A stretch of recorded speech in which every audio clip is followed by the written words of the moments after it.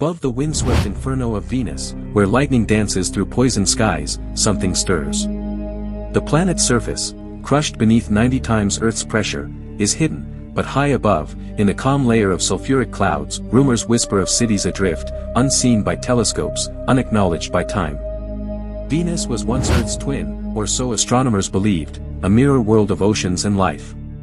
But heat devoured her seas, leaving only ammonia fog and acid rain that eats through metal. Yet, some claim that intelligence never perished here. It simply rose, adapting to the air itself. In the thin golden haze, temperatures mellow to human survivability, and the pressure grows merciful. It is within this deceptive comfort zone that our story begins, the tale of drifting megastructures that hum softly in the acid, suspended between death and rebirth. These cities exist, they float upon chemical oceans of vapor, their hulls sheathed in materials unknown on Earth. Some say they are remnants, machines left by a lost species that once colonized Venus, forgotten by both cosmos and myth. Radar echoes from orbital probes have hinted at something vast, regular shapes that shimmer then vanish, like phantoms hiding in the mist. Engineers dismiss it as interference, but the patterns are too perfect, too smooth, like architecture designed to breathe acid instead of air. Each rotation of Venus brings days longer than its years, twisting gravity and light until night itself feels infinite. Within that unending dusk, the cities could drift unseen, illuminated only by the faint orange glow of chemical lightning. Imagine a cathedral not tethered to ground but anchored to nothingness, each wall alive, corroding, rebuilding itself endlessly.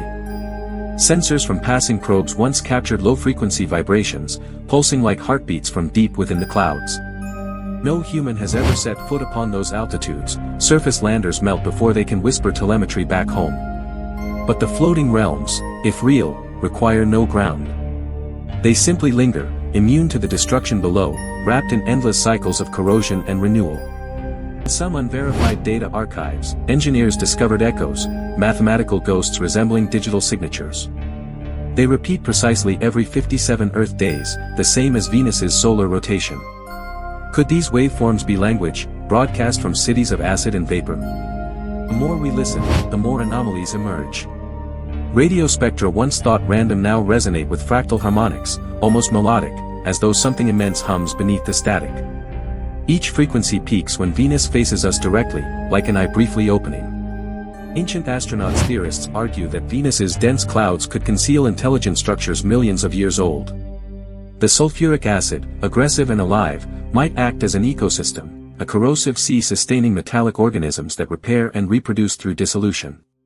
Microscopic drones once glimpsed threads of solid matter twisting in the vapor currents. They were not dust, but filaments, silver, almost crystalline, moving as if aware. Each strand coiled toward the drone, disintegrating it before transmission ceased.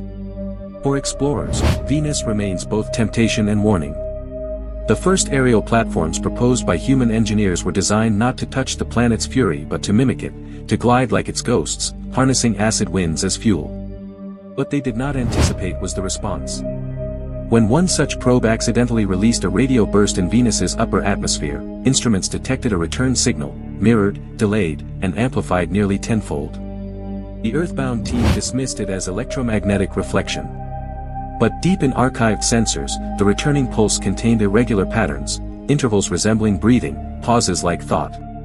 Something had listened, and something had answered. Imagine the upper clouds shimmering with golden light, beams piercing opaque sulfur smoke, revealing great lattice forms spiraling in geometric symmetry, bridges stretching miles across, vanishing once more as pressure shifts. These were not illusions. They were glimpses of possibility. In some transmissions, the distortion seemed to carry a rhythm, like ancient machinery turning under monstrous control. Perhaps these floating entities are not cities at all but organisms the size of continents, eternally drifting in their corrosive domain. The idea terrifies planetary scientists, vast, gas-borne beings, surviving by metabolizing acid itself.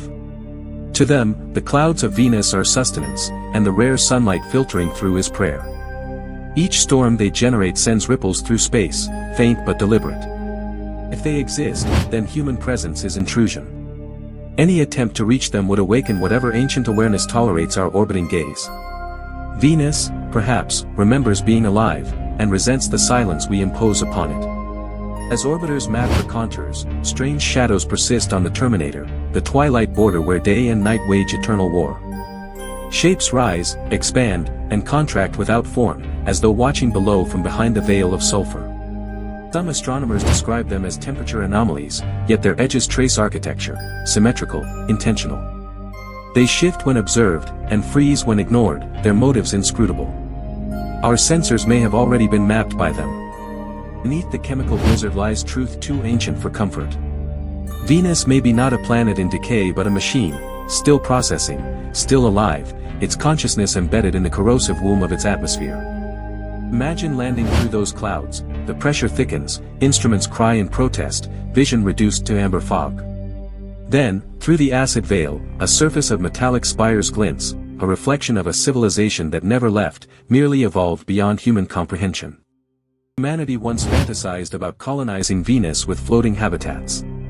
But what if those plans only echo something older, whispered into our minds through cosmic inheritance, dreams seeded by beings drifting above her timeless horizon? Philosophers speak of planetary memory, that every world keeps record of its transformations.